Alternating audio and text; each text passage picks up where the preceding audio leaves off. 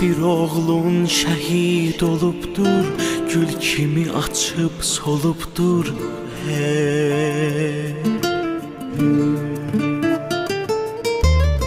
Qoyana vətən sağ olsun, hər ürəkdə bir dağ olsun.